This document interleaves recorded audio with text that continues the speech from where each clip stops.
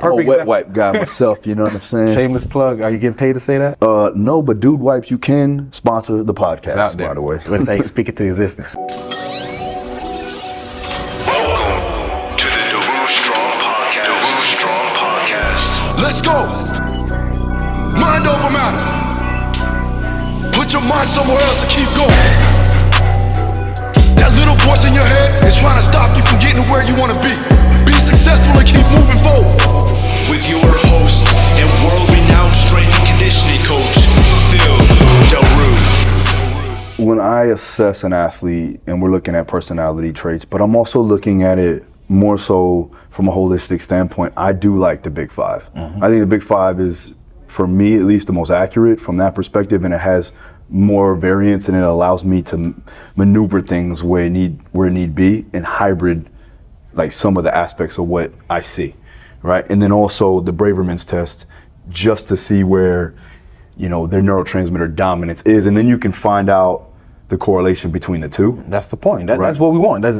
See, you're doing it the right way. A lot of people, they live and die by it. We talked about that earlier too. It's like you can't live and die by a result, but can they explain things? And that's why it's good to have that ability to extrapolate the data from different aspects versus just this is what it is and that's all that it is. You know. Gotcha. Okay, so let's talk about it. The big five. So it's called the 5-factor model, but Big Five is the popular term. And there's a little trick to remember them. There's two: oceans or canoe. And now, funny, they both deal with water, but let's go with ocean. So openness to experience, conscientiousness, extroversion, agreeableness, and neuroticism. So those are the big 5 factors. So this is a trait theory. So now we're talking about there's a spectrum. There's not just are you introverted or extroverted now. It's no, where do you fall on that spectrum? Because on this side of extroversion, it'll say if I'm closer to this side, I still can do things, but I feel more comfortable in a less dynamic, less social situation. I'm probably more to myself.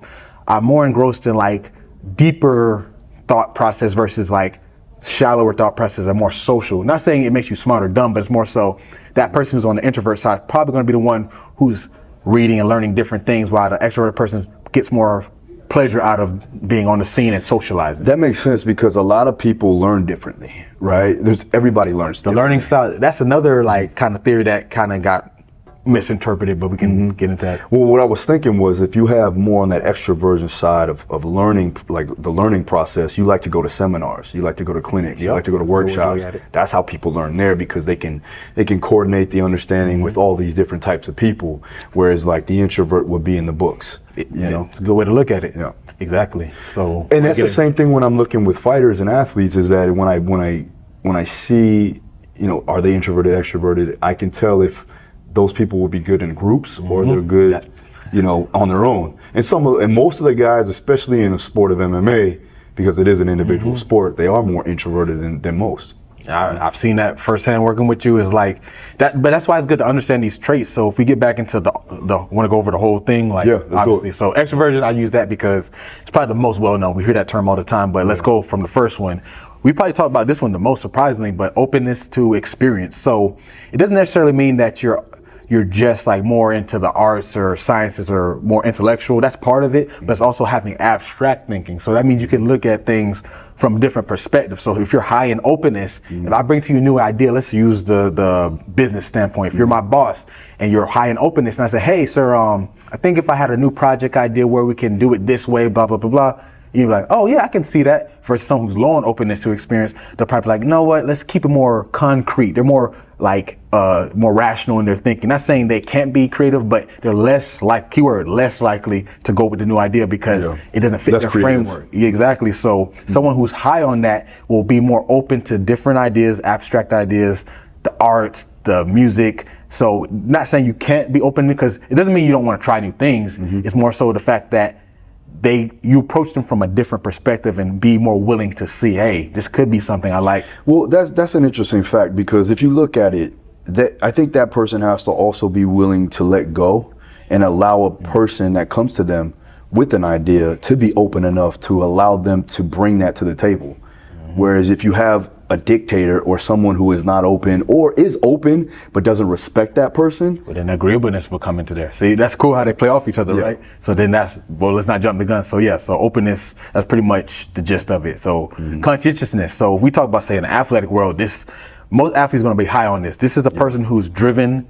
They're somewhat of a perfectionist. They want to structure and organize. It doesn't mean they're necessarily a quote unquote neat freak, but more so they want to have structure to what they do. It's not going to be like fly by the seat of your pants. What happens, happens. This person is going to be like, okay, we're going to work this many days, this many times at this time frame, and we're going to follow through. And if that goal is this, we're going to do that regardless. That's where the perfectionism comes in. Diligent, militant, on prudent. Yep. So that's prudent. So so basically, this is big in athletes because obviously you can't become a high profile athlete by skipping practice or not being structured in your goals. Like you can't just say, hey, I want to win. What does that mean? No, I want to get up at 6 a.m., do my running, then 7 a.m. come train with you, 8 p.m. or 8 a.m. doing the jiu-jitsu, whatever it is. Person who wants to succeed has to have that structure to some extent. Like and we talked about that where you see a lot of those individuals going into the military. Definitely. Right? And those are those ones that like to have that structure. And if they don't have that structure, they feel like it's hard to get through the day. Oh, you know, they feel like they're not accomplished in a sense. Now that can go another way. So when you're looking at it from a business standpoint, if I'm an owner, CEO, founder, mostly if you're looking at, let's say, partnerships, right? A true partnership has the ability to play off of each other, right? So if I'm a very open person, right, and I'm a visionary and I'm, creative, then I'm gonna go over here and I'm gonna be the creative, whereas the other person is more managerial, more of the operator. They're more of that conscientious. Yep, exactly. So then those two play a role, and then they can build upon each other in a parallel fashion. Yeah, that's why you got a CEO and a COO. Exactly. CEO that has to be the person that says, I see 10 years from now. While the CEO is like, hey, we got to make sure day-to-day operation, because if you don't have one or the other, COO, he's going to be the more conscious person, but they don't have the vision. But if you just got a visionary, nothing's going to get done. Exactly. And for me and you, we do a lot of like multiple roles, so we definitely got to be conscientious, but we still have to be open. We still got to be extroverted, which I guess is the second one we'll segue into. So obviously we're around people all day, every day, but at the same time, it doesn't make sense. Sometimes you can be alone in a room full of people because it's like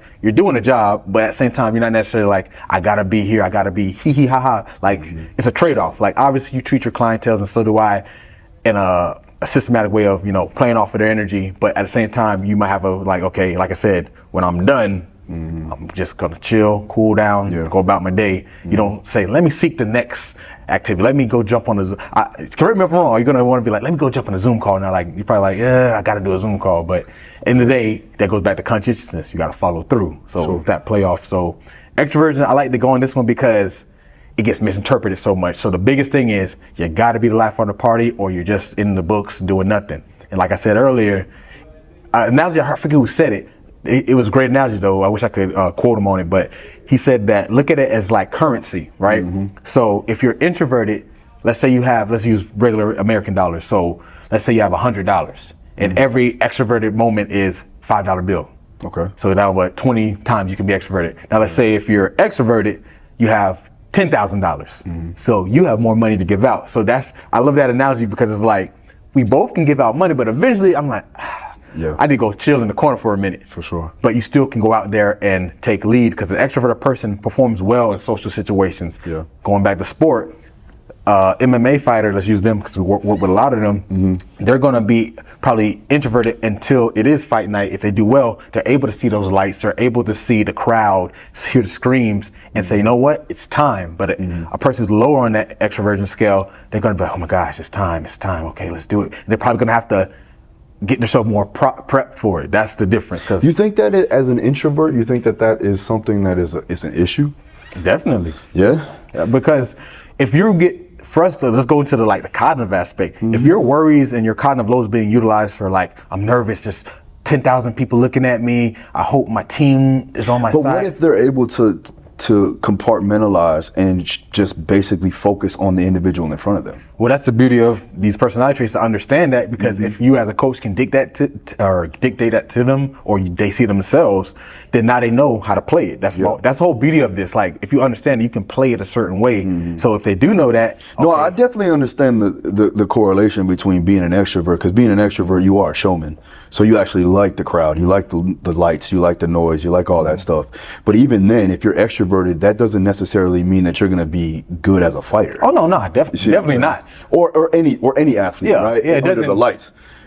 I do, but I also see it on the other side. Is like, just because they're introverted doesn't necessarily mean that, you know, all the lights and all Nah, that stuff. definitely not. It really is a different factor. But I do see some of the relevancy when it comes down to it, and how they have to, both sides have to prepare accordingly.